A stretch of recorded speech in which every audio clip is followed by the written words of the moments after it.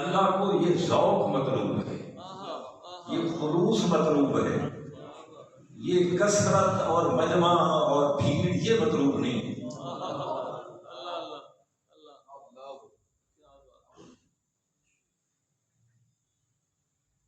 और फिर हमारे सूफिया का ये मुशाहरा है, जहाँ किसी अल्लाह के बंदे का, अल्लाह के मुकर्रम का, अल्लाह के प्यारे का तज़किरा होता है, उसकी याद मनाई जाती है, उसका जिक्र खैर किया जाता है, उसके अहवाल बयान किए जाते हैं, वहाँ अल्लाह की रहमतों का नज़ूल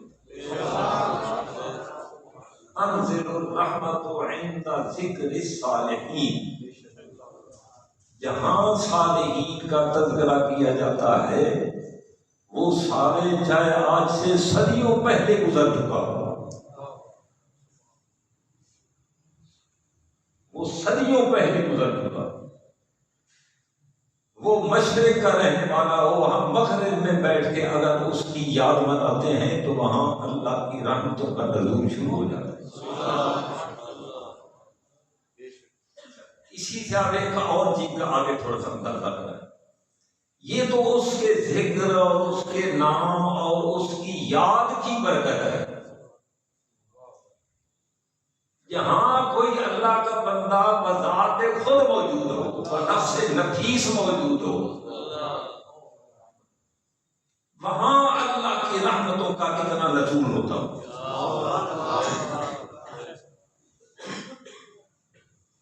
हमारी एक हदीस की किताब है अल्लामा मुनज़िरी की अत-तरग़ीब व तरहीब के नाम, उसमें उन्होंने एक रिवायत लिखी है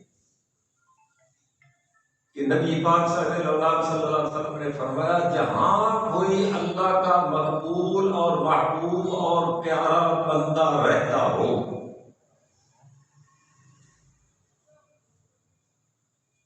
उसके इर्द गिर्द 100 घरों तक अल्लाह करीम बलाओं को टाल देता है।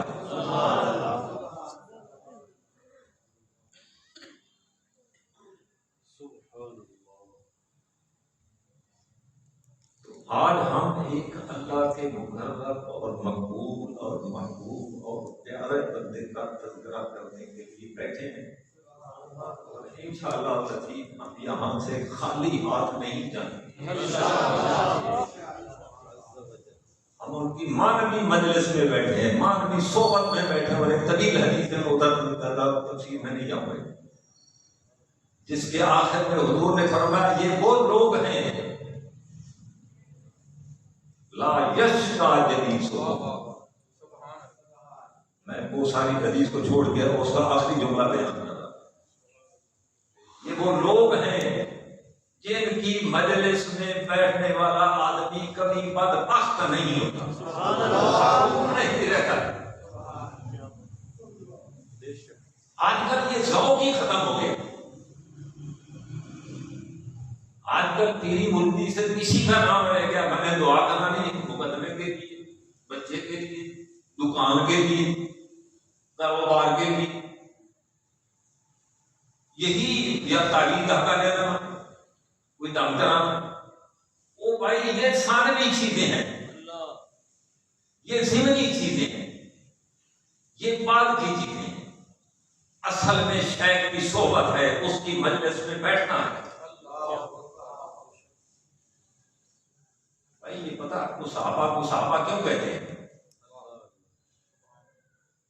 उन्होंने नबी पाक की सोहबत पाई है, हुजूर की मजलिस में बैठे हैं, इसलिए हुजूर की मजलिस में बैठकर उन्होंने जो मर्तबा और मकाम पाया है, बाद में आने वाला कोई बड़े से बड़ा गौस कुतुब और वली भी उनके मर्तबे और मकाम को नहीं पा सकता। हम जब सूफिया की तारीख को पढ़ते हैं तो कई कई साल तक अपने शेख की मजलिस में वो रहते हैं। ये नहीं कि साल के बाद गए रोज़ा दरूद करा के आगे, दुआ करा के आगे, नहीं, उनकी सोहबत में बैठते हैं, उनकी मजलिस में रहते हैं। वहां जो अल्लाह की रहमतों और बरकत का नुज़ूल होता है, उससे इस्तिफादा करते हैं। हमारे तसव्वुफ की किताबों में लिखा हुआ है, एक शेख मौजूद थे, एक अल्लाह के बंदे मौजूद थे, पुराने जमाने की बात है, उस वक्त ये पंखे नहीं थे। एक आदमी को बड़ा पंखा हमने देखा है, वो शरीफ में हमने देखा है और भी माध्यमों में देखा है, खानका पर भी आपने देखा होगा। वो बड़े बड़े पंखे होते थे, वो पूरे कमरे में उसकी हवा होती थी। एक बुजुर्ग बैठे थे, वही जो आदमी पंखा चला रहा था ना, उसकी सवाल किया था। मैं एक सवाल पूछना चाहता हूँ, मुझे एक बात की समझ नहीं आती। हम देखते हैं बाल बंदे जब इंतकाल करने लगते हैं ना, तो वो ये वसीयत करते हैं कि मेरी कब्र फलां बुजुर्ग के पड़ोस में कहीं बनाई जाए, वो ये वसीयत करके जाते हैं। इसके अंदर क्या हिकमत है? उसने अपनी कब्र में जाना है, वो बुजुर्ग अपनी कब्र में है, तो इसको वहां दफन होने का क्या फायदा है? का बेटा ये बताओ, ये तो तुम पंखा डाल रहे हो, किसको डाल रहे हो? जी आप। इसकी हवा सारे कमरे में पहुंच रही है कि नहीं पहुंच रही? सबको पहुंच रही है। उन्होंने बताया कि यही तुम्हारे सवाल का जवाब है। उसके इर्द गिर्द जो मदफून लोग होते हैं, उस अल्लाह के बंदे पर उतरने वाली रहमतें वहां तक भी पहुंचती है। इसलिए हम यहाँ इंशाअल्लाह खाली हाथ नहीं जाएंगे। मैंने इस मज़मून की मुनासबत से सूरह अल-अनकबूत की आखिरी आयत करीमा पढ़ी है। बाकी कोई तकरीर याद रहे या न रहे, इस आयत का तर्जमा भी याद रह जाए, मफ़हूम भी याद रह जाए, तो ये सबसे बड़ी बात है। सुभान अल्लाह। हुजूर ने फरमाया कुरान की एक आयत को सीखना, समझ लेना, उसको सीख लेना। उस दौर में ऊंट बड़ी कीमती चीज होती थी, तो फरमाया कि एक ऊंट से ज्यादा कीमत रखती है सिर्फ एक आयत को सीख लेना। अल्लाह ने फरमाया वल्लज़ीना जाहदू फीना, उलमा कहते हैं मेरे ख्याल में इन्होंने आपके कानों का जायका तब्दील करने के लिए मुझे बुलाया है, वरना खुद सच्ची बात नहीं। वो जिस तरह जुबान का एक जायका होता है, आपको हमेशा एक ही पूछा है, कितना वो कीमती से कीमती खाना ही आप लोग खाते रहें, तो आदमी आखिर तो आ जाता है कि यार आपको सब्जी नहीं चाहिए, वो दाल शाल पर ढेर खा खा के भी आदमी थक जाता है, मटन खा खा के भी आदमी थक जाता है। मदरसों में रहते हैं ना, पढ़ते हैं। अब मदरसों में माशाअल्लाह इस गुजरे दौर में क्या अंदाजा करें, 2000 रुपए से कम नहीं है छोटा कोई। तो जो अल्लाह के रसूल का दीन पढ़ने वाले लोग हैं,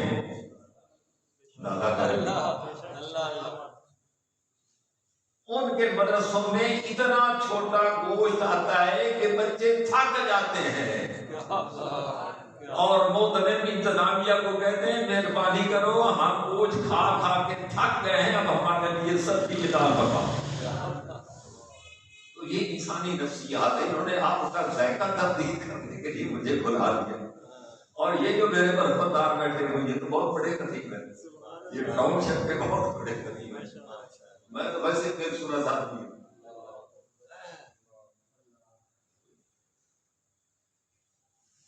हमारे कानूनी ने हाथ में टोका रखते हैं, उनको टोका वाली सरकार है। हमारे पास ना वो सुर है, ना वो गुर है, ना वो खुश इलानी है, ना वो शुक्ल बेजानी है, ना जोरे किताबत है, कुछ भी नहीं। कुछ सीधी सीधी दो चार बातें करनी होती हैं। अगर निगाह होगी नौकरियां बापू दिलाई लिखा है। अल्लाह ये किताब पढ़ने वाली फारसी तो उर्दू तर्जुमा मिलता है, बाजार में मिलता है। ये ख्वाजा निजामुद्दीन औलिया महबूब इलाही के मलफूजात हैं। आप पढ़ेंगे तो आपको पता चलेगा कि तसव्वुफ किस चिड़िया का नाम है,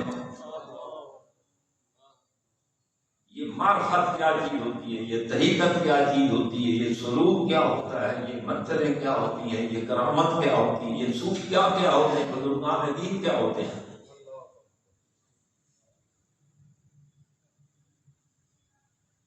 तो ख्वाजा निजामुद्दीन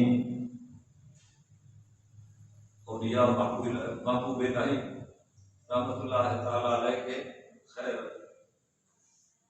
और भी उनके मलफूजात हैं। तो ये बात है ना उनकी मलफूजात की बड़ी मारूफ किताब है और बड़ी रूह परवर है और बड़ी ईमान अफरोज है। बहुत सारे बुजुर्गान दीन के उन्होंने उसमें हिकायात लिखी, उसमें वाक़यात लिखी हैं, उनके अज़वाल लिखे हैं, उनके मलफूजात लिखे हैं। तो खैर मैं बात ये करने लगा हूँ, उन्होंने उसमें कुछ फरमाया तो मलफूज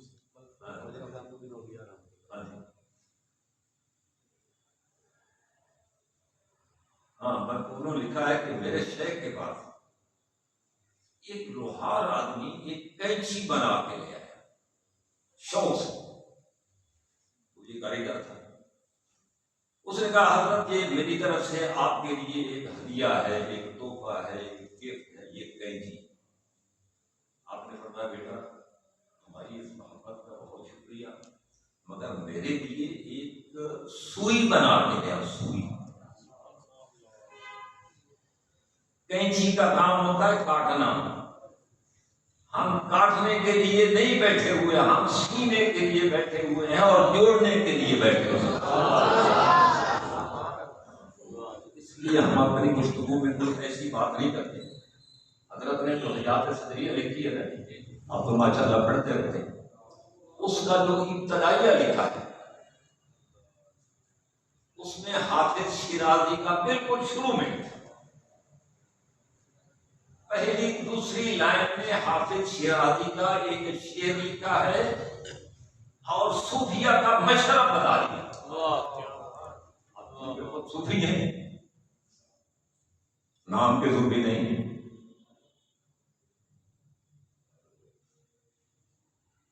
हमारा बहुत सारे यानी खानकाहों से कोई वास्ता ताल्लुक रखता रहता है।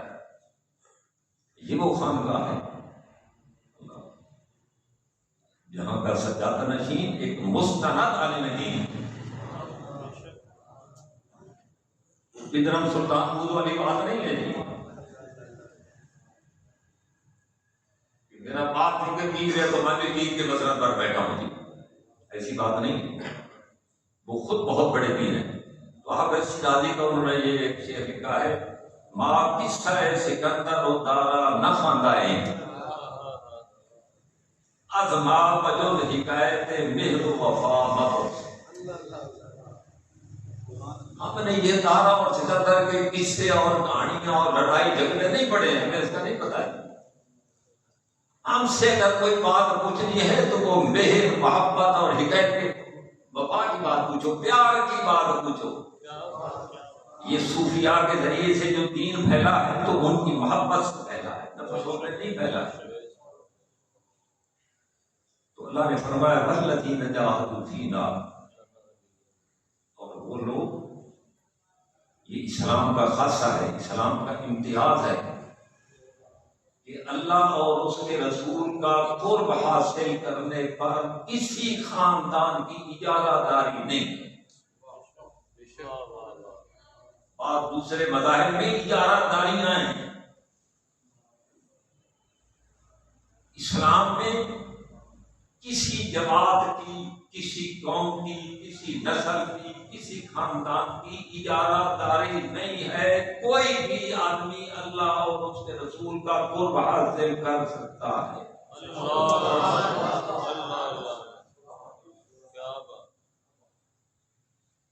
ये याद रखिए, अल्लाह और उसके रसूल का कुर्ब नारों से हासिल नहीं होगा।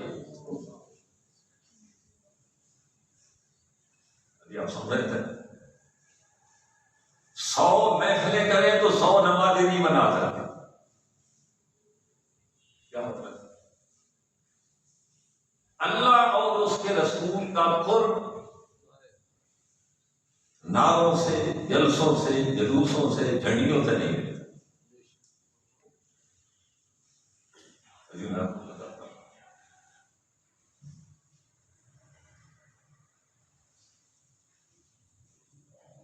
एक ही रफा खान पढ़ते हैं, सुना है आप हर आशिक के घर तशरीफ लाते हैं, मेरे घर में भी हो जाए चला खां या रसूल अल्लाह।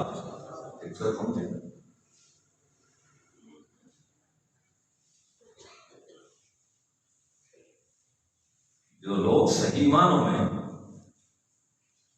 अल्लाह के रसूल के साथ इश्क और मोहब्बत रखते हैं, हुजूर खुद उनके घर में तशरीफ लाते हैं, आज भी लाते हैं।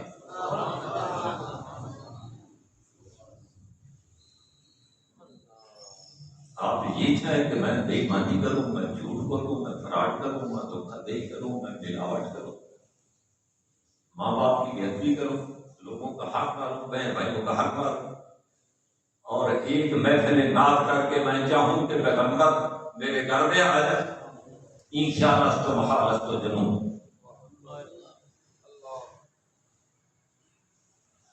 के दलील उल साहबी मिशकात के अंदर हदीस है, हज़रत मुआज़ इब्न जबल रज़ियल्लाहु अन्हु बड़े फकीह साहबी, बड़े दलील उल साहबी हैं।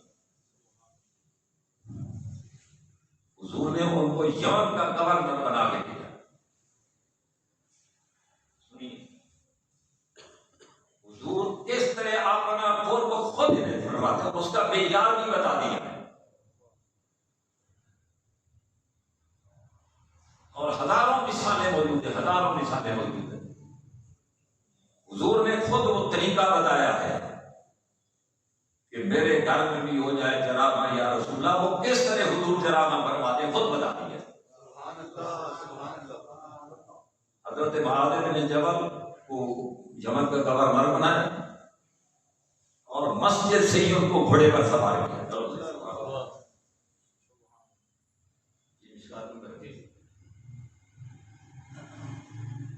अब वो घोड़े पर सवार है, हुजूर साथ साथ पैदल चल।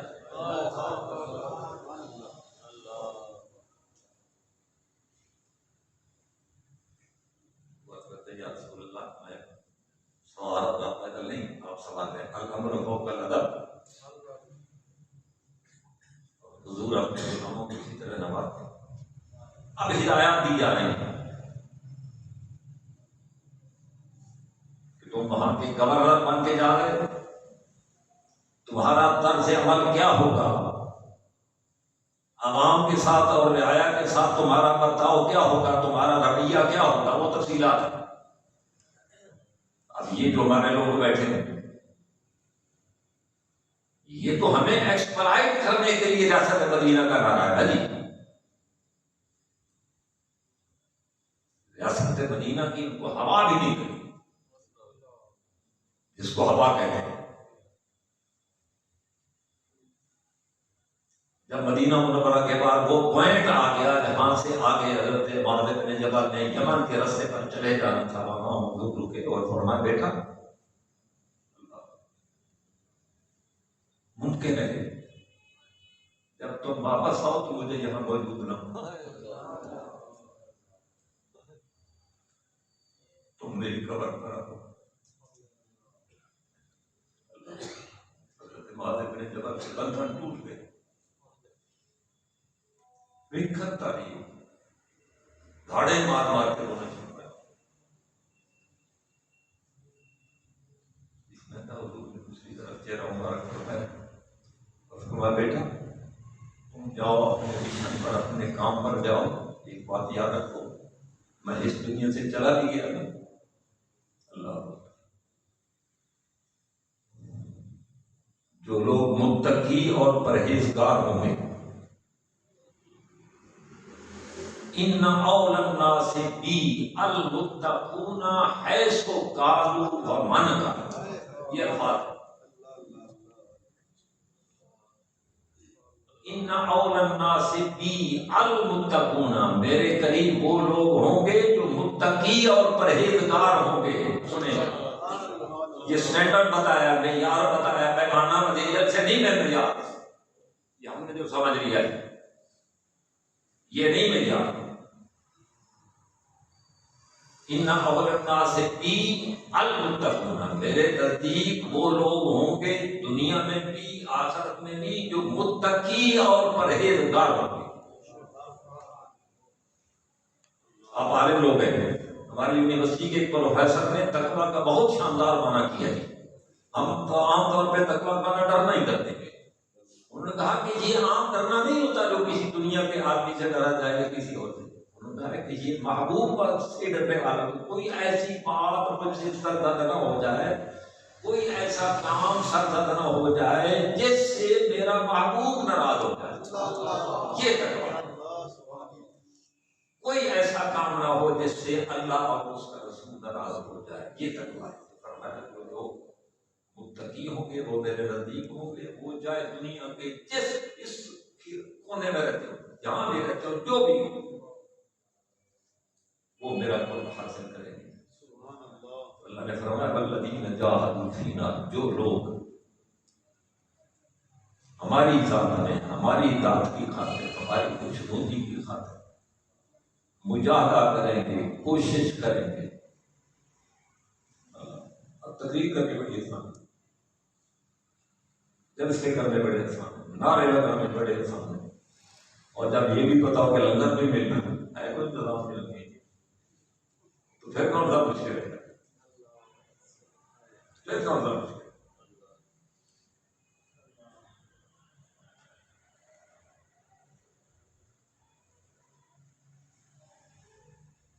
ये तो इन बुजुर्गान दीन ने जो शोहरत पाई है, नाम पाया है, चर्चा पाया है, कबूलियत पाई है, तो इसके पीछे मुसलसल उनके मुजाहिद हैं। अल्लाह इस बात पर भी कुदरत रखता है कि गैर मुजाहिदों के भी वो देने पे आए तो वो दे देता है, मगर ये अल्लाह की आम सुन्नत नहीं है। सुन्नत इलाहिया यही है कि आपको मुजाहिदे करने पड़ेंगे, तब अल्लाह की रहमतों का रसूल होगा।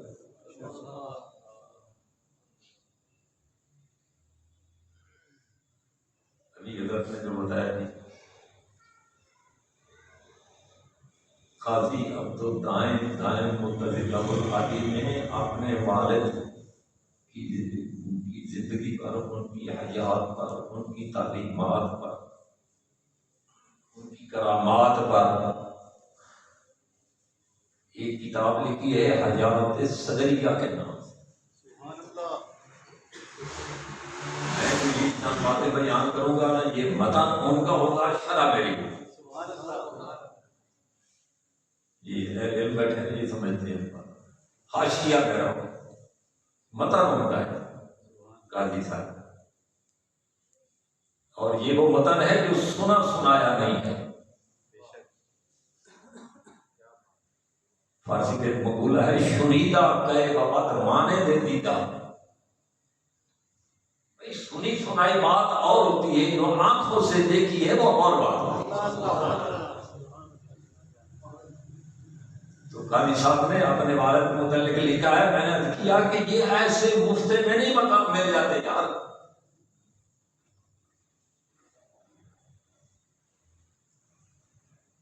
कहते हैं मेरे वालिद का जिंदगी भर मामूल रहा,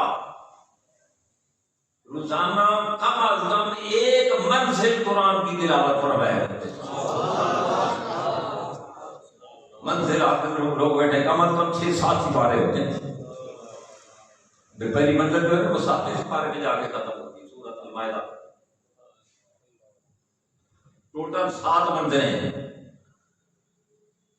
7 दिन में कुरान पाक खत्म, जिंदगी भर मामूल रहा।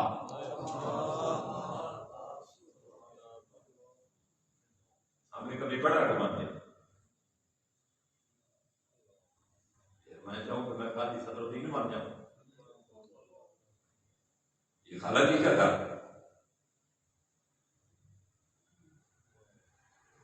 ये हमारे जितने सूफिया हैं उनको सबसे ज्यादा मोहब्बत कुरान की तिलावत से लगी है। अलीगढ़ के एक आलिम दीन है, एक फाजिल है, तज़किरा क़ारियान हिंद के नाम से उन्होंने किताब लिखी है, हमारी ऐतिहासिक लाइब्रेरी में मौजूद है। अब पता नहीं है, उस वक्त आई थी, तज़किरा क़ारियान हिंद के नाम से, मैं जो आपको बताने लगा उसके अंदर उन्होंने हजरत ख्वाजा मोइनुद्दीन चिश्ती अजमेरी को हिंदुस्तान के कुर्रा में शामिल किया। हजरत बाबा फरीदुद्दीन गंजे शकर को हिंदुस्तान के कुर्रा में शामिल, सूफी तो है ही है ना यार, वो बड़ा दरबार। दाता गंज रहमत को हिंदुस्तान के बड़े कुर्रा में शामिल किया है। और एक और बड़ी शानदार बात लिखी उन्होंने कहा कि पूरे हिंदुस्तान में जितनी खानकाह हैं, जितने मज़ारात हैं, जितने दरबार हैं, उन्होंने कहा कि सबसे ज्यादा कुरान की तिलावत दाता साहब के मज़ार पर होती है। और इसकी वजह उन्होंने कहा, इसकी वजह यह है कि दाता साहब को जिंदगी भर कुरान की तिलावत से इंतहाई मोहब्बत है।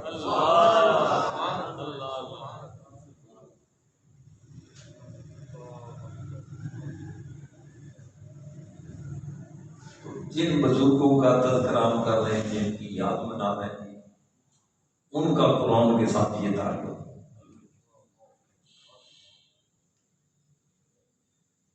अब बात रसूल निकल जाएगी, वरना बहुत सारे बुजुर्गों की, ये अल्लाह का कलाम है, ये अल्लाह का कलाम है। जो लोग इसकी तिलावत करते हैं वो अल्लाह को बड़े पसंद होते हैं। ये दुनिया है ना, हम इंसान है, कोई भी तो राइटर है ना, कोई शायर है, कोई राइटर है, उसको जब ये पता चलता है ना कि ये आदमी मेरे कलाम को पढ़ रहा है ना, तो उसके दिल में उसके लिए एक मोहब्बत और नरम खुशियां पैदा हो जाती है। तो भाई जो लोग अल्लाह के कलाम को पढ़ते हैं उसकी बरकत अपनी जगह पे, वो तो अलग एक किस्सा है ना, वो अल्लाह को बड़े पसंद आते हैं। क्या खूबसूरत, सुभान अल्लाह। मैं एक बात बता के आगे चलते हैं। ख्वाजा बहाउल हक ज़करिया मुल्तानी रहमतुल्लाह तआला अलैह, ये भी ख्वाजा निज़ामुद्दीन ने लिखा अपने मरफूज़ात, ये 5वीं 6वीं सदी के आदमी। कहते हैं एक दिन अपनी मजलिस में बैठे थे, बहुत सारे उनके मुरीदीन और उनके मुतवस्सिलीन और उनके मुताबिदीन और खुलफा मौजूद थे। तो आपने फरमाया कि भाई आज कौन आदमी, कौन हाफिज साहब, कौन कारी साहब, कौन अल्लामा साहब 2 नफरों के अंदर पूरा कुरान पाक पढ़ के मुझे सुनाता है।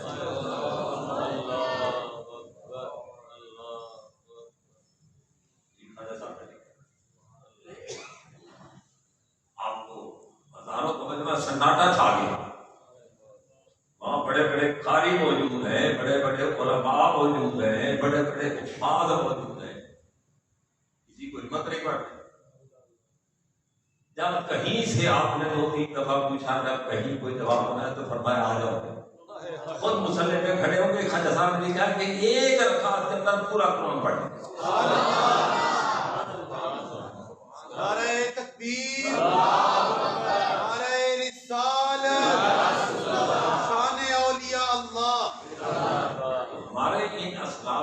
इन बुजुर्गान दीन को कुरान मजीद के साथ एक खास मोहब्बत, एक खास शगफ और एक खास ताल्लुक रहा। काजी सदरुद्दीन अलैहि रहमत को अल्लाह करीम ने बहुत उनके नाम के साथ मुअज़्ज़म, वो मशहूर मुअज़्ज़म के नाम, ये इसम व मुज़म्मा में समझता। मुअज़्ज़म का मतलब वो है जिसको अल्लाह करीम ने अज़मत दी हो, जिसको अल्लाह ने शान दी हो। और इस शान के पीछे मैंने पहले अर्ज़ किया, उसके पीछे मुसलसल उनका मुजाहदा है, उनका रियाज़त, उनकी आदत है, उनका इंसार है, उनकी कुर्बानी है, अल्लाह और उसके रसूल के साथ मोहब्बत है। यार हम सारे लोग मौलवी ज़बैद, पीरो ज़बैद, बाकी दुनियादारों को छोड़ देना, ज़रदारी नवाजी को छोड़ देना,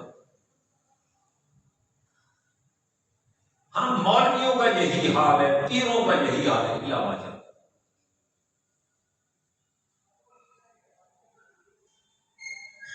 दुनिया के पीछे आप किसी खानकाह पे चले जाए, अब उनके ठाठ पाठ देख के, उनकी रहائشیں देख के, उनके महल्लात देख के आप अंदाजा नहीं कर सकते कि ये फकीर लोग हैं। वली की निशानी हुजूर ने ये बताई है, इज़ा रुज़ुकिर अल्लाह, वली की निशानी ये अमामे नहीं है, ये जुब्बा कुब्बा नहीं है जी, वो बड़ा दरबार नहीं है, वो बड़ी खानकाह नहीं है जी, वो बड़ा लंगर नहीं है जी। निशानी ये है कि अल्लाह, जब तुम्हारी उन पर नजर पड़े तो तुम्हें अल्लाह याद, और जब मैं महल्लात ही महल्लात देखूंगा, दुनिया ही दुनिया देखूंगा, पैसा ही पैसा देखूंगा, तो फिर मुझे तो पैसा ही याद आएगा ना, अल्लाह तो नहीं याद आएगा। कितनी बात है, मैं पढ़ के हैरान रह गया। आप हैदराबाद अभी आप समझो कर पूरे हिंदुस्तान में माशाअल्लाह पढ़ा भी है, पढ़ाया भी है।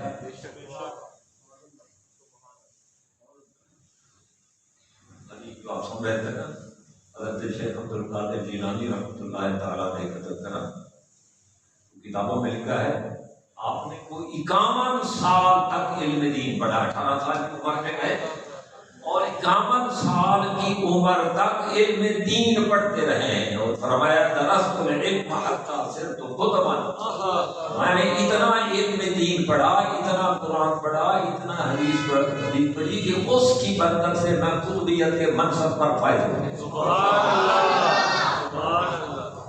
ये अल्लाह की मार्फत और कुर्ब हासिल करने के लिए इल्म दीन का हुसूल भी जरूरी है, वरना आदमी गुमराह हो जाता है। तो आपने समझो कि बहुत सारे मदारस में जाके इल्म दीन पढ़ा, वो बड़ी बड़ी किताबें जो आज तक उनका नाम भी नहीं, ईशा हो जी, शायद ही दुनिया में कोई मदरसा हो पाकिस्तान में जैसे पढ़ाई जाती है। ये मंतिक की बड़ी बड़ी किताबें, हदीस की बड़ी बड़ी किताबें, फरमाते हैं मैं हैदराबाद तक में पढ़ा रहा था, वहां एक मदरसे में पढ़ा रहा था। सुनिए, मैं बार बार ये कह रहा हूं, ये चीजें ऐसे नहीं होती, इसके पीछे कोई चीज होती है। फरमाते हैं उस मदरसे में एक तालिब इल्म पढ़ता था, वो बड़ा कोई खाते पीते घराने से ताल्लुक रखता था, और उसके मुतल्लिक ये भी मशहूर था कि इसके पास वो कोई नुस्खा कीमिया है जिससे वो सोना बनाते हैं, सोना बनाने का इसके पास वो कोई नुस्खा है। तो इसलिए बड़े बड़े लोग उसकी दावतें भी करते थे, उसकी खुशामद भी करते थे, उसके आगे पीछे भी होते थे, उसको प्रोटोकॉल भी देते थे। मेरे पास में पढ़ता था। तो कहते हैं कि एक रात मैं अपने हुजरे में मौजूद था, तो वो बड़ी खामोशी से मेरे हुजरे में दाखिल हुआ और अंदर से कुंडी लगाने, कुंडी लगा के कहते हैं मेरे पास आके बैठ गया था और कहने लगा हुजूर ये मेरे पास एक किताब है, इसके अंदर वो नुस्खा कीमिया है जिसको इस्तेमाल करके आप ढीले को भी सोना बना सकते हैं, पत्थर को भी आप सोना बना सकते हैं, कंकरियों को भी सोना बना सकते हैं।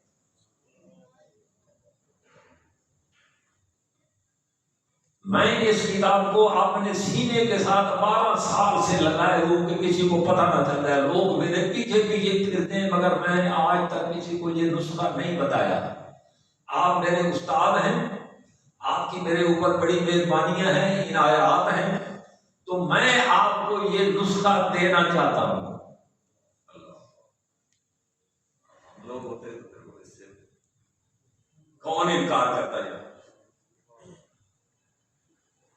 काजी सदरुद्दीन अहमद ने उसको झिड़क दिया, जाओ दफा हो जाओ, हम दुनिया के लिए आने बैठे हुए थे।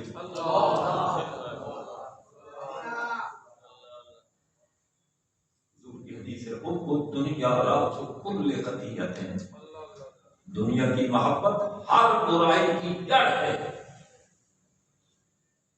दुनिया बजाते खुद बुरी नहीं है, दुनिया की मोहब्बत ये बुरी चीज है।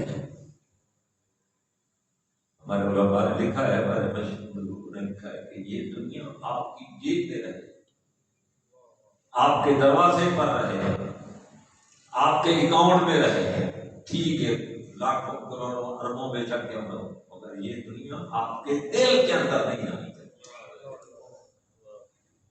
आपने झिड़क के उसको निकाल दिया कि हमें दुनिया की कोई जरूरत नहीं। अभी जब खानकाह नहीं बनी थी, खानकाह बाद में बनी, लिखा है कायद साहब ने, आपका एक मुरीद आपके पास उस दौर में, आज से कोई 70-80 साल पहले की बात है, जब 18,000 रुपया बड़ी अमाउंट थी। 18,000 को समझेंगे कम अज कम 18 लाख रुपया। 18,000 ये 1940-85 की बात है या उससे भी पहले। कहते हैं एक मुरीद आपका, एक अकीदतमंद आपके पास 18,000 रुपया का है कि ये मेरी तरफ से आपके लिए नजराना है। हमारे बुजुर्गों का एक कौल है ये हदाया के हवाले से, ला तमा वला मना वला जमा, तमा भी नहीं रखना और बगैर तमा के अगर कोई दे दे तो उसको कबूल भी कर, और फिर उसको जमा करके भी नहीं रखना, उसको आगे अल्लाह की मखलूक पर खर्च करना।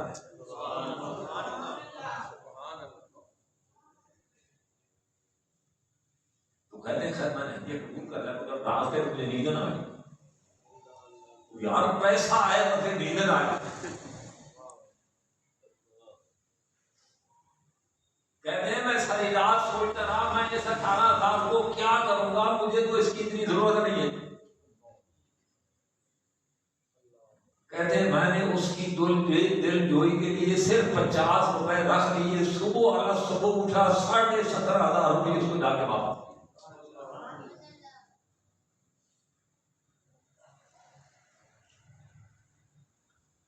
भाई जिस आदमी को अल्लाह ने इतना फक्र और इतना जोर और इतनी दुर्वेशी ने फरमाई,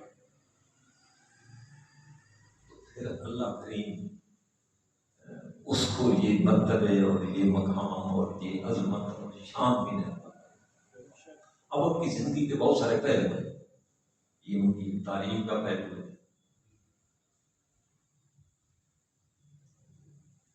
फिर उनकी वो किताबों और वो एक पहलू है।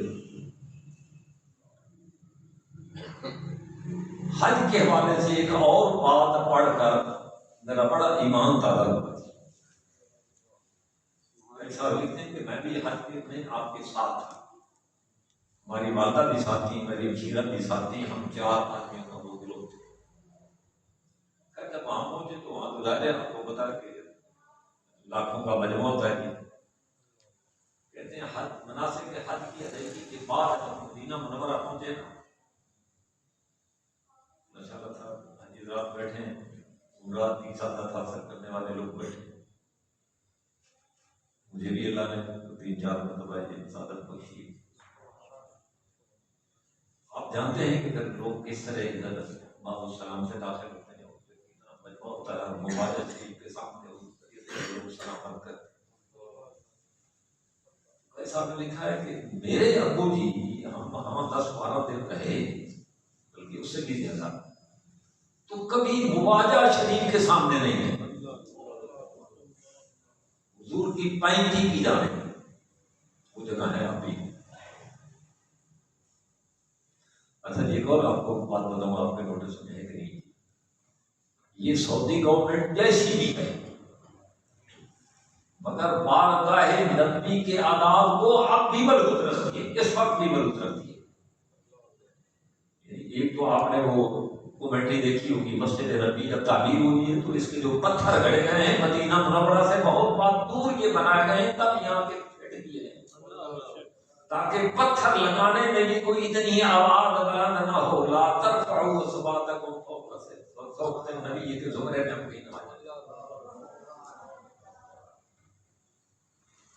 तो वहां स्पीकर नहीं चलता जा रहा, बयान होती है ना, तो वहां हुजूर के इर्द गिर्द जगह की वहां स्पीकर चलाते हैं, ऊपर स्पीकर लगे।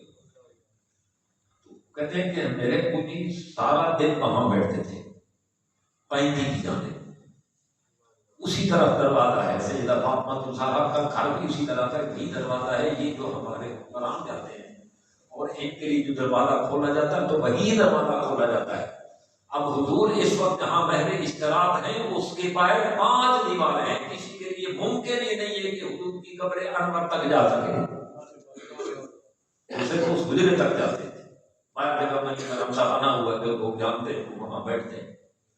तो कहते हैं कि जब कभी इधर आना हुआ तो पीछे जहां लोग मुबाजा शरीफ के सामने खड़े होते थे, पीछे खड़े होकर मेरे अबू जान हुजूर की बारगाह में सलाम सलामत करते। कहते मैंने एक दिन पूछ लिया, अबू जान सारी दुनिया मुबाजा शरीफ के सामने खड़ी होती, हुजूर की बारगाह में सलामत करती, आप लोगों के पीछे छुप के खड़े होते, क्या शानदार जवाब थी। फरमाया बेटा मेरा मुंह ऐसे लायक नहीं है कि मैं हुजूर के सामने कर सकूं। मेरे पास कौन सा ऐसा अमल है, मेरे पास कौन सी ऐसी नेकी, मैं वो अमल और नेकी लेकर हुजूर के सामने खड़ा हूं, शर्म के बारे में पीछे खड़ा हूं, पीछे सलाम करता हूं, हुजूर वहां भी सलाम करते।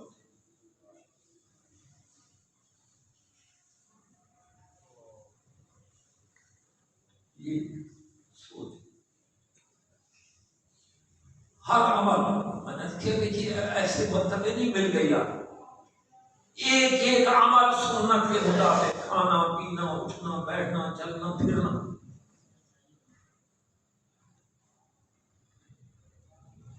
आपने अपने मलफूजात में लिखा है भाई पानी हर आदमी पीता, इंसान की जरूरत है। जब प्यास लगती तो पानी मैंने पीना ही पीना, इसके बगैर मैं जिंदा नहीं रह सकता। अगर पानी पीते वक्त मैं ये ध्यान में रख लूं कि मेरे पाक पैगंबर ने भी पानी पिया है, मैं हुजूर की सुन्नत की भी नियत कर लूं कि क्योंकि मेरे महबूब ने मेरे पैगंबर ने पानी पिया है तो मैं हुजूर की सुन्नत में पानी पी रहा हूं, फिर उस तरह पीऊं जिस तरह हुजूर ने पिया है।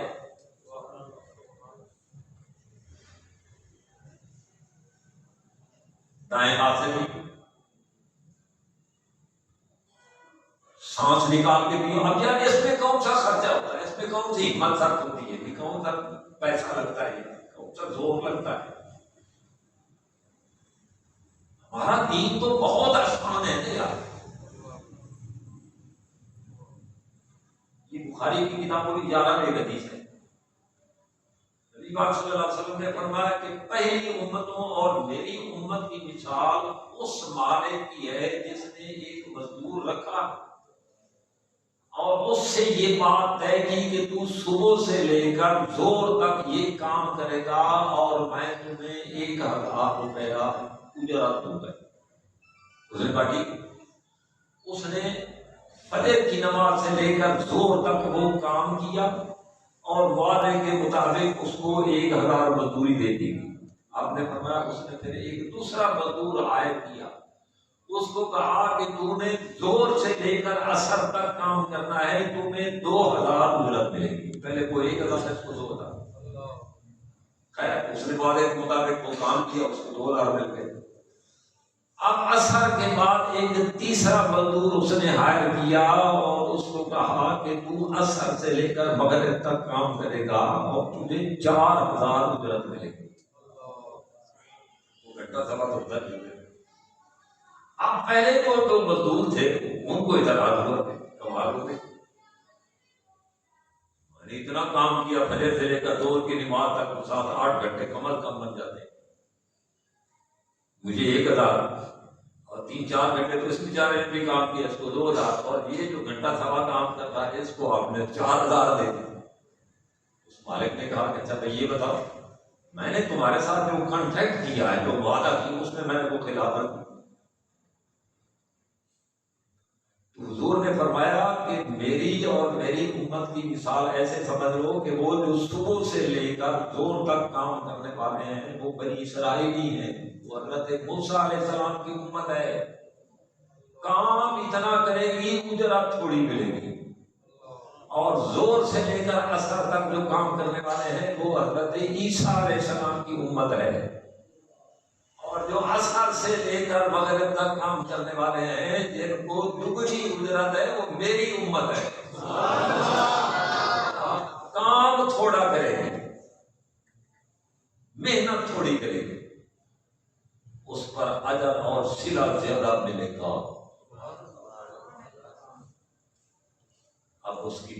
सारी मिसालें मैं उधर कर एक नमाजी लोग बैठे ना, आपके लिए बताता है, ये हदीस सुना रहा, किसी मौलवी साहब की बात नहीं सुना रहा, ये नमाजियों के लिए। अब ये रातों को तहज्जुद के लिए उठना हर आदमी के पास का रोग नहीं है। हम जैसे कमजोर लोगों के लिए हुजूर ने फरमाया, मेरा जो उम्मती इशा की नमाज भी बाजमात पढ़ ले और फजर की नमाज भी बाजमात पढ़ ले, उसकी पूरी रात इबादत में जुमा। और क्या चाहिए, और हमें क्या चाहिए? रात भर आप सुकून से सोए, खराटे मारे। ये एहतमाम कर रहे कि इशा की नमाज भी बाजमात पढ़नी है और फजर की नमाज भी बाजमात पढ़नी है, पूरी रात आपकी इबादत में शुमार। ये हुजूर के उम्मतियों का एजाज़ है। तो हज़रत काजी सदरुद्दीन अलैहि रहमत को अल्लाह करीम ने बहुत सारी खूबी फरमाई है। अब उनकी जिंदगी के बहुत सारे पहलू हैं। मैंने एक दो उनके ना, हाँ एक और बात कहते हैं, वो दुनिया से कहते हैं, जब मैं पहले दो दफा हज फरमाया, कहते हैं जब मैं पहले दफा हज गया पर गया ना, तो जाहिर है कि दुआएं आदमी मांगते हैं, और बैतुल्लाह के मतलब तो मशहूर है कि जब आपकी नजर बैतुल्लाह पर पड़े, उस वक्त आप जो दुआ मांगेंगे वो अल्लाह की बारगाह में, जो ही आपकी नजर पड़ी, आपने जो भी दुआ मांगी वो अल्लाह करीम की बारगाह में कबूल हो। इमाम अबू हनीफा के दफ्तरों में लिखा हुआ, अल्लाह करीम ने इमाम अबू हनीफा को इतनी ज़हानत, इतनी बसीरत, इतनी फिरासत फरमाई है कि आसमान की आंख ने आज तक उतना ज़हीन और फतीन आदमी आज तक नहीं देखा।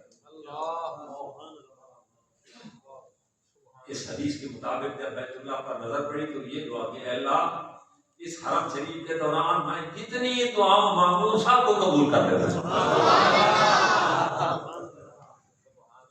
ऐसा कहते मैं गया ना, मैंने हरम शरीफ के अंदर ये पूरा जो महीना डेढ़ रहा, मैंने ये दुआ नहीं मांगी, रब्बना आतिना फिद दुनिया हसना व फिल आखिरत, मैं ये दुआ पढ़ी थी और जानबूझ के नहीं पढ़ी। क्यों? इसमें दुनिया में मांग रहा हूँ, रब्बना आतिना फिद दुनिया हसना है हमारे पर। भाई अल्लाह ने दुआ सिखाई है, ये बड़े लोग हैं भाई, हमारे सूफी आता है कौन है, हसनातुल अबरार सय्यिआतुल मुक़र्रबीन, आम लोगों की नेकियां ये मुक़र्रबीन के गुनाह शुमार होते हैं। अब वो बड़े आदमी इसलिए कहते हैं कि मैंने तो दुनिया अल्लाह से मांगनी नहीं ना, इसलिए दुआ नहीं मांगी। कहते हैं जब वापस आया तो मुझे पता चला कि भाई ये तुम्हारे फिर मैं सुन्नत कर बैठा हूँ, हुजूर ने ये दुआ मांगी है हज के, तो कहते हैं मैं दोबारा इस दुआ को करने के लिए फिर हज पर गया कि मैं हुजूर की ये सुन्नत ही रहा।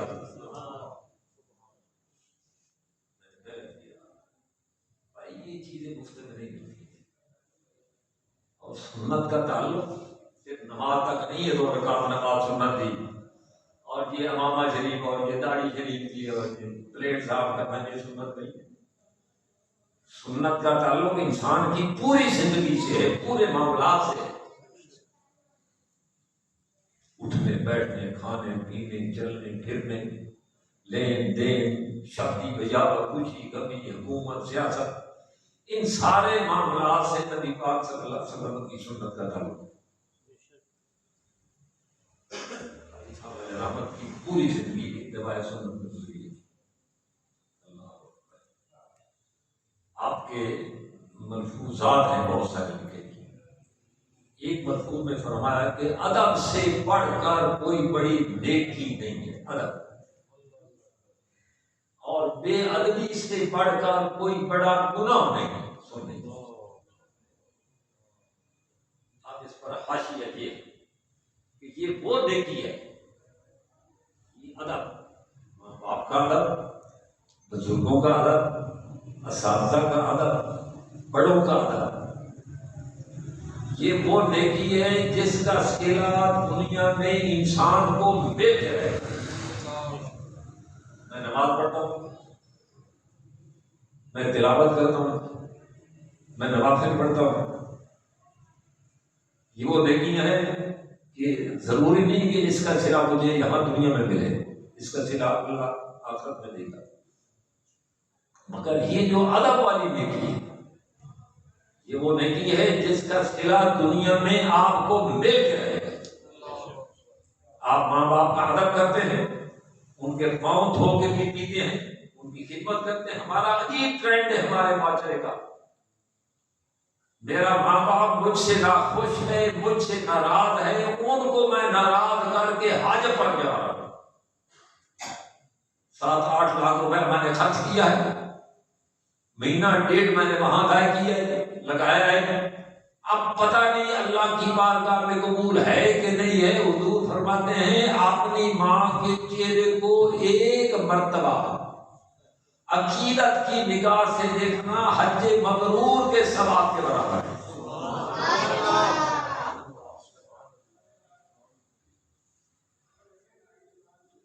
बुजुर्गों का अदब, बड़ों का अदब, साथला का अदब, मशाइख का अदब, हमारी सबसे बड़ी नेकी है। बाकी कमी कोताही वो काबिले माफी है, मगर बेअदबी वो अल्लाह के यहाँ गवारा नहीं है। हुजूर की बेअदबी बतौर खास वो काबिले कबूल नहीं है कि आप नमाज ना पढ़ें, आप रोजा ना रख सकें, आपने हज नहीं की और आपने बहुत सारे गलत काम कर दिए, वो फिर भी वो काबिले दरगुजर है। मगर कोई आदमी हुजूर की बारगाह में गुस्ताखी करे, हुजूर की किसी सुन्नत की बेअदबी करे, हुजूर की जात तो बहुत बड़ी बात है ना, हुजूर की किसी सुन्नत की बेअदबी करे तो वो भी अल्लाह को काबिले कबूल नहीं है।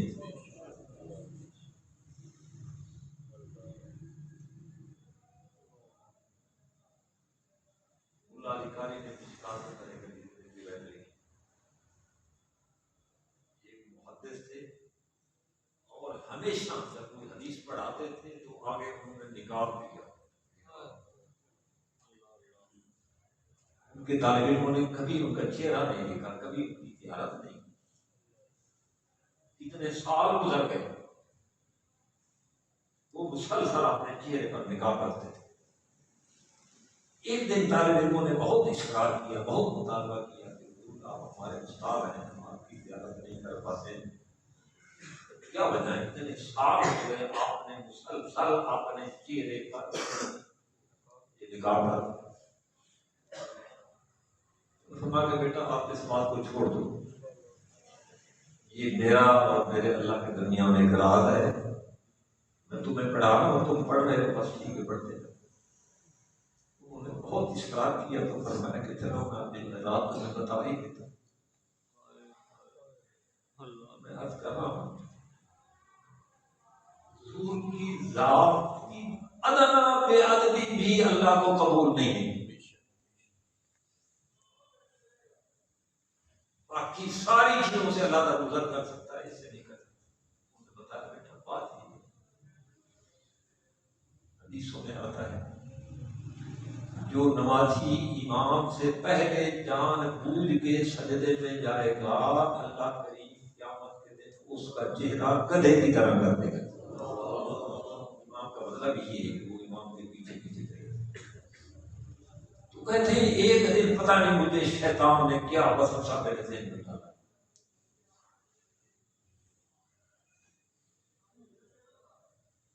कहते हैं कि जब देखते तो क्या होता है,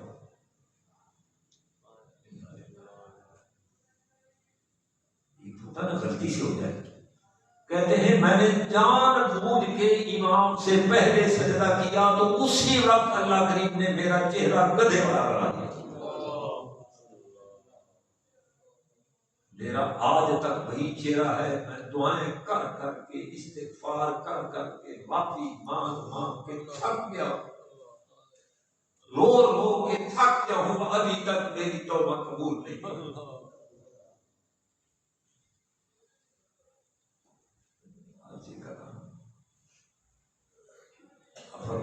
अदब बहुत बड़ी है, बाअदब बानसी, बेअदब बेनसीब। फिर एक ही कहत लिखी है, हारून रशीद एक अब्बासी खलीफा गुजरा, आपको बताया उसकी आगे मोहतरमा का नाम जुबैदा है, उसने एक नहर खुदवाई थी हाजियों के लिए। आपको पता कि ये नहर इलाका तो है नहीं, ये मीना है, आगे मैदान अरफात है, ये मुज़दलिफा है, खुद मक्का मुकरमा है। सारे मक्का मुकरमा में वो आबे ज़मज़म उतरा, यहाँ बाहर से पानी जो आता है वो टैंकरों में आता है, बोर का पानी पूरे मक्का मुकरमा में कोई। तो उसने हाजियों की सहूलत के लिए एक नहर खुदवाई थी, बहुत दूर से लाई थी कर मैदान अरफात तक। उसके निशानात अब भी कहीं कहीं नजर आते हैं। आप तो पढ़ चुके, ये हारून रशीद का जमाना, ये दूसरी सदी हिजरी है। तो खैर ये उसने नेकी का काम किया था। तो उसके मरने के बाद एक आदमी ने उसको ख्वाब में देखा, वो जन्नत के बागात में टहल रही। लगता यही कि आपने जो हाजियों के लिए नहर खुदवाई थी ना, शायद वो अल्लाह की बारगाह में आपका अमल कबूल नहीं, वो कबूल नहीं हुई। मैं अदब की बात बताने लगा हूँ। हमारे माशरे में ये कदर बिल्कुल घटती जा रही है। तो अदब भी किसी चीज का नाम है।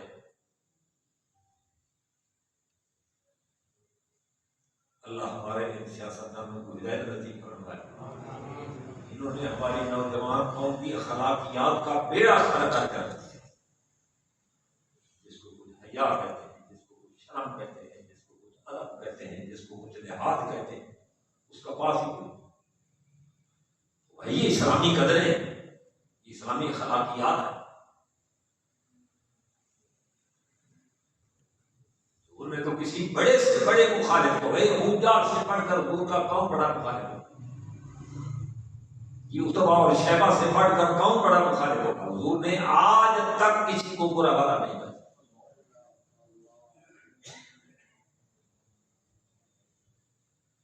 तो हुजूर का नाम लेते हो, लोगों के अखलाक बिगड़ते।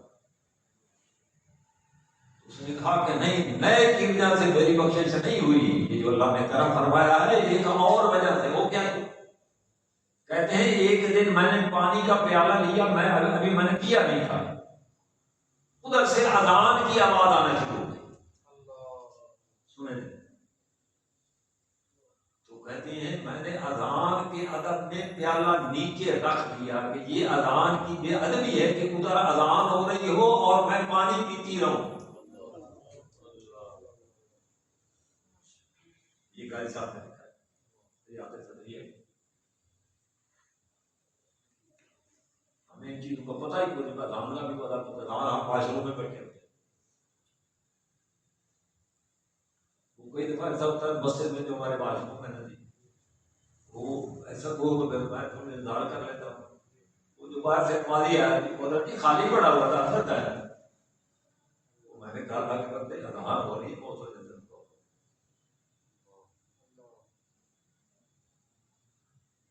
उसने कहा मैंने पानी नीचे रख दिया प्याला कि अजान हो ले। उसने पूरी तवज्जो से अजान सुना। अजान के आदाब है भाई। हुजूर ने फरमाया मुअज्जिन जिस तरह कहता है, मुअज्जिन जब अल्लाह पूरी तवज्जो से अजान सुनेगा, अजान का जो जवाब देता हुजूर ने फरमाया वजबत लहू शफाअती, उसके लिए मेरी शफाअत वाजिब हो जाएगी। यार और क्या चाहिए आपको? मुअज्जिन जो अजान की कलिमात कह रहा है, आप उसके साथ साथ कलिमात कहते जाए।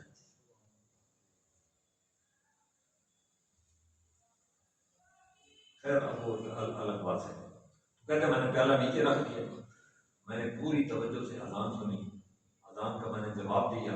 जब अजान खत्म हो गई उसके बाद मैंने वो पानी पी ली। ये जो मैंने अजान का अदब किया था ना, यही अल्लाह को पसंद आ गया और उस अदब की वजह से अल्लाह ने मुझे ये जन्नत और ये मकाम दिया। ये किसी मजबूत तरीके। एक और बात अभी जो आप बता रहे थे, आपने अपने मलफूजात में लिखा है कि आजकल हाजियों का मक्का मुकरमा में जाना और लंदन में जाना बराबर है। ये बात है। हाँ जी, हाजियों का मक्का मुकरमा में जाना और लंदन में जाना बराबर है।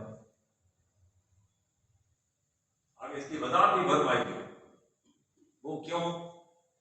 भाई जब आदमी हज के लिए जाए तो वापस आकर उसके अंदर कोई तब्दीली आनी चाहिए ना।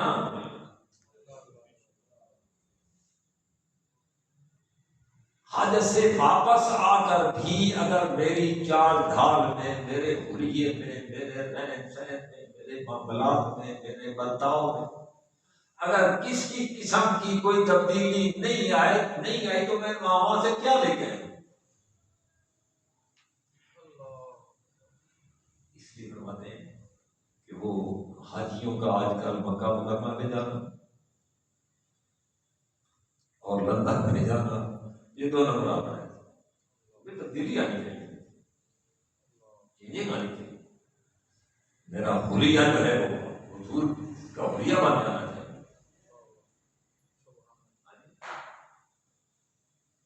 मेरा रहन सहन, उठना बैठना, चलना फिरना, खाना पीना, ये सब नबी पाक सल्लल्लाहु अलैहि वसल्लम की सुन्नत और तरीका के मुताबिक हो जाए।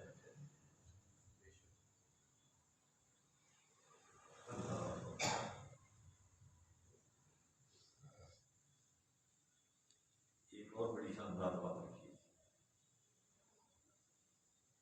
ये मैंने पिछले दिनों सीरत की किताबों का मुताला करते रहते हैं, कालेज में बहुत शानदार बात रखी कि भाई हुजूर ने खुद फराए बयान फरमाए अय्याम के, महीनों के। इन्ना इद्दत शुहूर इंदल्लाहि सना अशरा शहरन फी किताबिल्लाहि यौम खलक़स समावाति वल अर्द मिनहा अर्बअतुन हुरुम। 12 महीनों में 4 महीने हुर्मत वाले। फिर रमजान शरीफ, ये सैयद शुहूर है, सारे महीनों का सितार है अपने अनवार और बरकत के बाद। फिर दिनों में खुद जुमे के मुतालिक हुजूर ने फरमाया सय्यदुल अय्याम है जुमा। अच्छा, वो लिखा है कि अल्लाह करीम ने अपने महबूब को जब पैदा फरमाया तो रमजान शरीफ का इंतखाब नहीं किया, लैलतुल कदर का इंतखाब नहीं किया, जो 1000 महीनों से अफजल रात है, खैरुम मिन अल्फ शहर। शबे बरात का इंतखाब नहीं किया, जुमे का दिन का इंतखाब नहीं किया, बल्कि अल्लाह करीम ने रबीउल अव्वल का इंतखाब किया।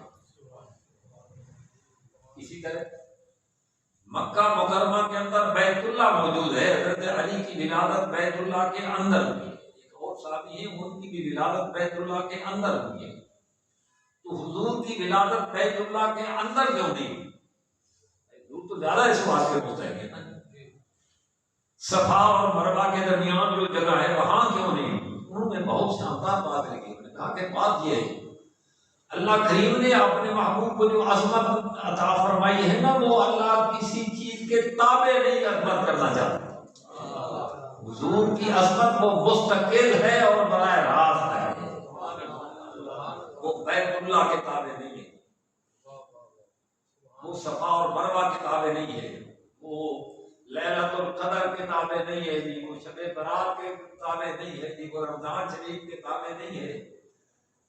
बल्कि अल्लाह करीम ने जिस महीने में आपने महबूब को पैदा फरमाया, अल्लाह करीम ने उस महीने को सारे महीनों के फतेह फरमाया।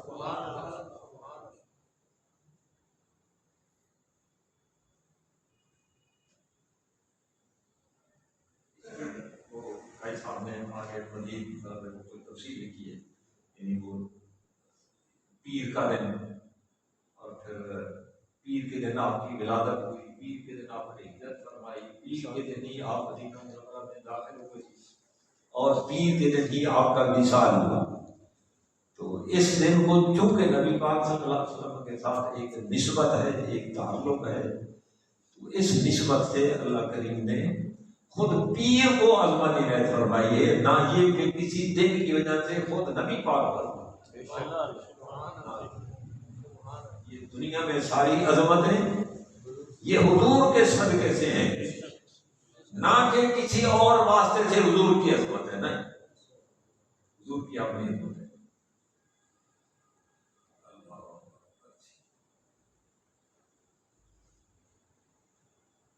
आपके एक नवाब मुरीद है,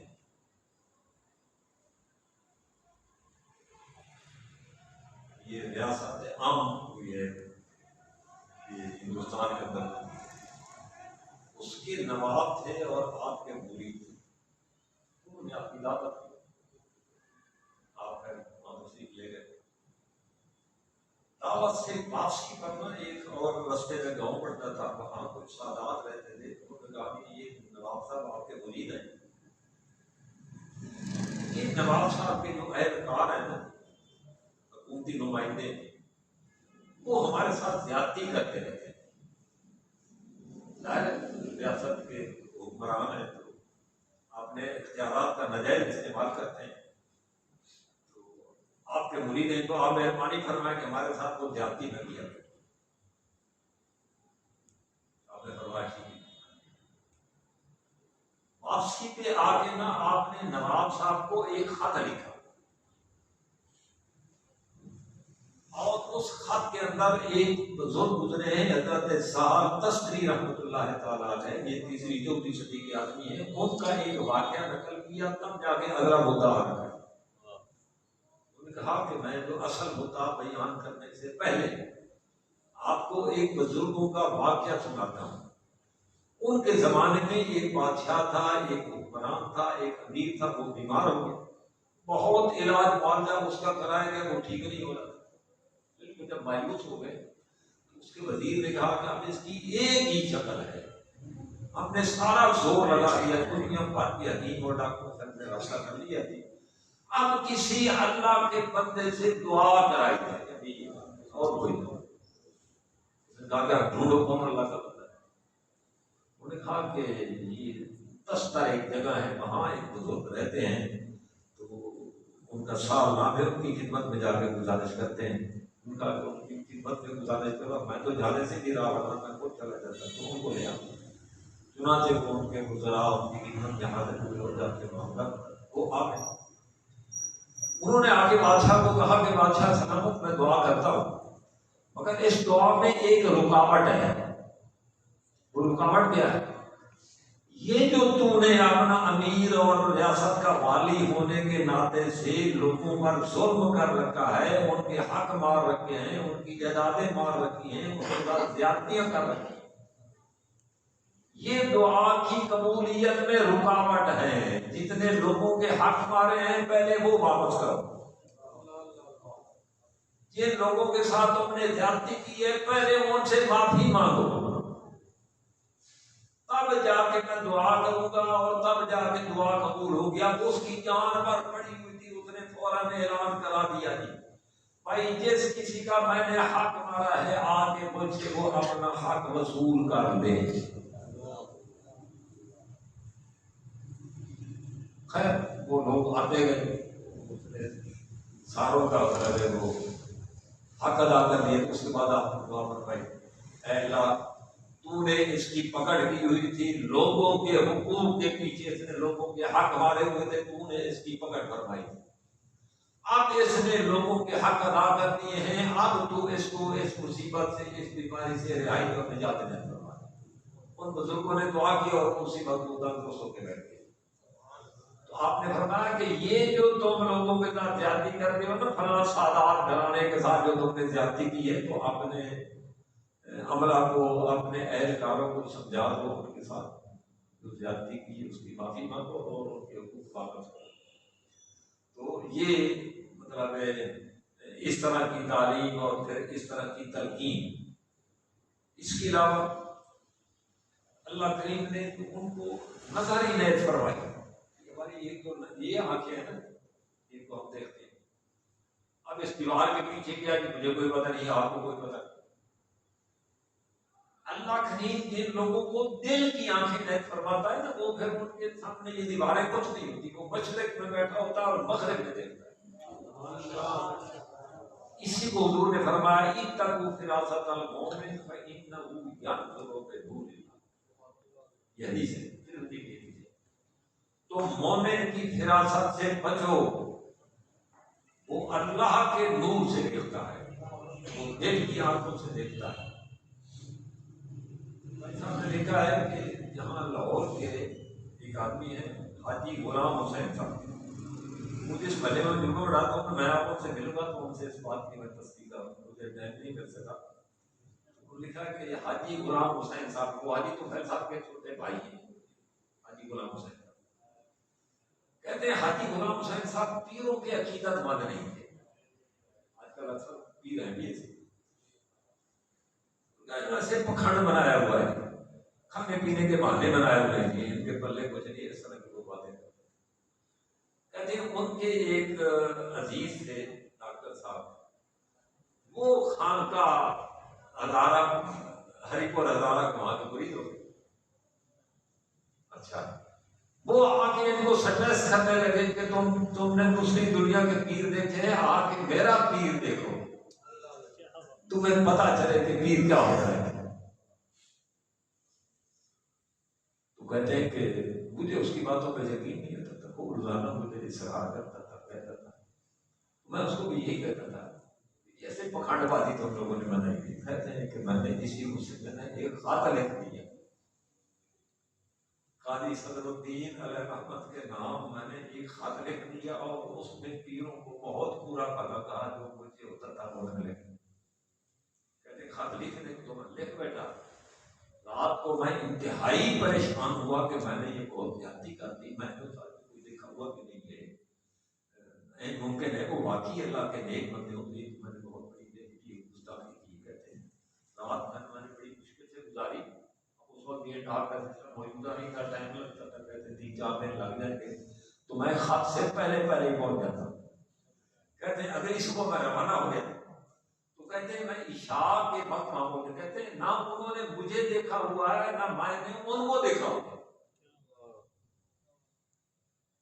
ये इत्तकू फिरासतल मोमिन, कहते हैं इशा की नमाज पढ़ के हजरत निकल रहे थे, आपके कुछ मोताकिदीन और मुरीदीन आपके पीछे पीछे थे, मैंने पहचान लिया कि यही कारी सदरुद्दीन होंगे जिनके लोग पीछे पीछे आ रहे हैं। मैंने एक आइडिया लगाया, तो काजी साहब ने जब मुझे दूर से देखा तो फरमान लगे गुलाम हुसैन आ गए हो।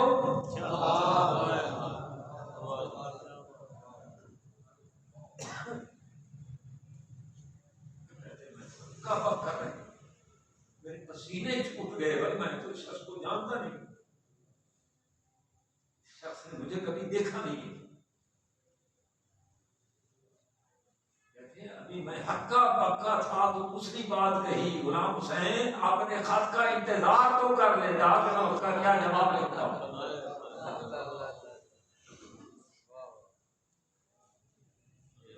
सारे शुबहात दूर हो गए, रात गुजारी और फिर सो दरखास्त की मुझे अपना बैग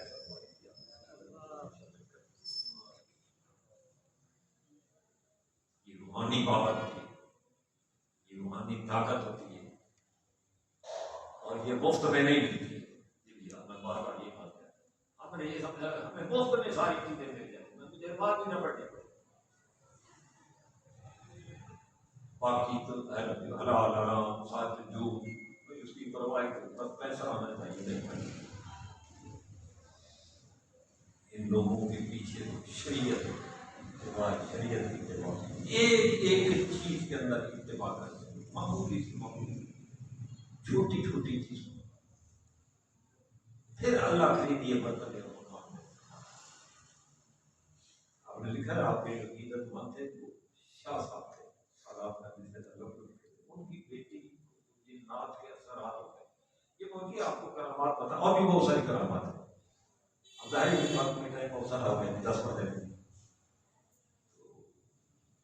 कहते वो बीमार हो गई, तो बहुत सारे आमलों के पास गया, उनसे ताकि के जरिए काम करा, मगर वो ठीक नहीं हो रही थी। एक दिन वो हजरत के पास से बीवी ताबीज ले गया, उससे भी कुछ नहीं। अब वो ज्यादा कुछ असरात हो गए, इतने असरात हो गए कि वो चीखना चिल्लाना शुरू हो जाती है और कपड़े फाड़ना शुरू कर देती है, और वो जवान रहती है और असरात करने से उसके बारे में बहुत परेशान हुए। वो हजरत की खिदमत में आए, वो क्या किया, हुजूर की मेरी जवान बेटी है, उस पर इतना असर हो गया है कि चीखती है, चिल्लाती है, पर बाजार में निकल जाती है, कपड़े फाड़ देती है। मेहरबानी फरमाए मेरे लिए दुआ करना। आपने फरमाया शाह साहब परेशान हो जाओ, वापस घर जाओ, बेटी के पास खड़े होकर कहो काजी सदरुद्दीन तुम्हें हुक्म देता है कि मेरी बेटी को छोड़ो।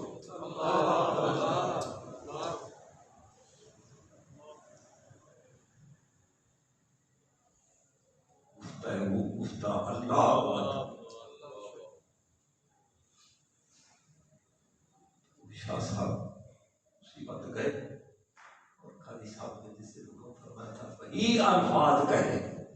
कहते वही जब मैंने अल्फाज कहे तो मेरी बेटी उसी वक्त बिल्कुल सीधी होकर बैठ गई और इस तरह तंदुरुस्त हो गई, गोया कभी बीमार हुई नहीं।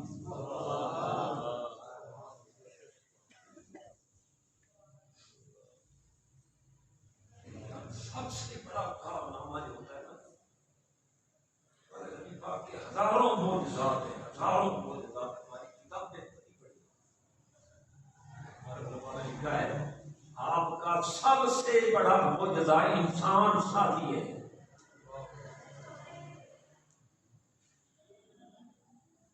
साथ तो है ना, ये उंगलियों से पानी, सूरज डूबा हुआ पकड़ा है, चांद टुकड़े, सबसे बड़ा मुआवजा इंसान साथी। आप भी सारे औलाद हैं, मैं भी सारे औलाद। हम 2-3 बच्चों को सही मानों में मुसलमान नहीं बना सकते, कोशिश के बावजूद भी। हुजूर ने 1,24,000 सहाबा को जमीन से उठाकर आसमान तक, असहाबी का नजूम बे अय्यिहिम इख्तलैतुम, मेरे सारे के सारे सहाबा 1 to all A to Z। सिर्फ अबू बकर नहीं, उमर भाई को नहीं है ना, बगैर किसी इस्तिस्ना के। हम बाकी को हम पढ़ते हैं, कुछ सुनते हैं। अभी हमारे इस किताब का नाम बता रहे थे, उम्मे रसूल और सहाबा के नाम। आप पढ़ेंगे तो आप अंदाज़ा रह जाएंगे कि सहाबा के नाम को हुजूर से कितनी मोहब्बत थी। एक सहाबी थे, गरीब सहाबी थे। पहले सहाबा में सारे को एक जैसे उस्मान गनी जैसे सरमायादार तो नहीं थे, गरीब लोग भी थे, फकीर लोग भी थे, दुर्बेच लोग भी थे, मिस्कीन लोग भी थे। और हुजूर सबसे ज्यादा मोहब्बत उन्हीं के बढ़ता था, उन्हीं के पास ज्यादा उठते बैठते थे। और दुआ फरमाई तिरमिज़ी के दरबार, अल्लाहुम्मा अहयिनी मिस्कीना, अल्लाह मुझे मिस्कीन बना के देता। ये मिस्कीन उन मानों में नहीं है कि खाने पीने को कुछ नहीं, ये आजिज़ी और इनकिसारी के हवाले से, अल्लाहुम्मा अहयिनी मिस्कीना, अल्लाह मुझे मिस्कीन बना के देता। वअमितनी मिस्कीनन, और मुझे मिस्कीनी की हालत में वफात देना। वहशुरनी फी ज़ुमरतिल मसाकीन, और मसाकीन के जुमरे में क़यामत के दिन उठाना। एक मिस्कीन साहबी थे, हुजूर से इतनी मोहब्बत रखते थे, मार्केट में जो नया फल आया, मसलन अंगूर आ गया, पहली दफा फल आया, उसकी कोशिश होती थी कि ये मैंने सबसे पहले हुजूर की बारगाह में लाके पेश करना है। सेब आया, अंगूर आया, कोई भी फल जो नया मार्केट के अंदर आया ना, तो वो देखते रहते थे। यूं ही नजर पड़ा, वहां से 2 किलो खरीदे और हुजूर की बारगाह में लाके पेश करके उसको कहा कि भाई या तो मैं दे दूं, उधार मेरे साथ कर दो। खैर उधार कर लेता है। अच्छा, अब 2-4 दिन के बाद जब वो पैसों का तकाजा करता, वो दुकानदार तो उसको साथ लेके आ जाता, या रसूलुल्लाह मैंने आपको जो वो अंगूर दिए थे, अनार दिए थे, उसके वो घर खोल कर मुझे तो दिए, या रसूलुल्लाह मेरे पास पैसे नहीं थे, तो मैंने इससे खरीद के आपकी खिदमत में तोहफा पेश किया था। हुजूर उसको पैसे दे फरमा देते। आज करने का मकसद ये है, हुजूर के सारे सहाबा एक से एक बढ़ हुजूर के साथ मोहब्बत करते। तो हुजूर का सबसे बड़ा मुद्दा इंसान साथी है। इन सूफिया का भी सबसे बड़ा काम इंसान साथी है। ये इंसान बैठे हैं, ये नौजवान है, आजकल नौजवानों में ये शौक है, ये वहां की बरकत है, सोबत की बरकत है, उस खानका की बरकत है। वरना आप देखते हैं ये सोशल मीडिया, इन बुजुर्गों का सबसे बड़ा काम यही है, अल्लाह की मखलूक और अल्लाह के बंदों की इस्लाह की तरबियत, इंसान साथी, अच्छा इंसान बनाना, अखलाक संवारना। खाली सदुद्दीन अहमद ने अपनी खानकाह में बैठकर हजारों लोगों को इंसान बनाया, उनको इखलास बनाया, उनको नमाजी बनाया, उनको मुत्तकी बनाया, उनको परहेजगार बनाया, उनको अल्लाह के रास्ते पर लाया। भाई बुजुर्गों का यही काम होता है। बुजुर्गों को अपनी इबादत नहीं कराते, अपनी पूजा नहीं कराते, वो बल्कि वो अल्लाह के बंदों को अल्लाह तक पहुंचाते हैं। वो में वास्ता होते हैं, अपनी पूजा नहीं कराते। थोड़े वक्त में उनकी सारे तो चीजें नहीं बयान की जा सकती। अल्लाह ने उनकी सच्ची मोहब्बत नसीब फरमाई, अच्छे कदम पर चलने की तौफीक नसीब फरमाई। याद रखिए, ये खाली मोहब्बत भी बुजुर्गों के साथ होना, ये भी पहले से खाली नहीं है। याद शुनीदम के रोज़े उम्मीदों भी बदारा बख्शत बनेका करीब। अल्लाह करीब नेकों की बरकत से क़यामत के दिन हमारी बख्शिश फरमा देगा। मगर सही मानों में जो इंसान की जिंदगी में इनकलाब आता है, बरकतें आती हैं, सुकून मिलता है, इत्मीनान मिलता है, इज्जतें मिलती हैं, वो उनकी पैरवी से मिलता है। पैरवी नहीं करेंगे तो फिर वो इत्मीनान और सुकून, वो लज्जत, वो मिठास, इबादत के अंदर वो जज्ब नहीं होगी। अल्लाह हमें उनके नक्शे कदम पर चलने के लिए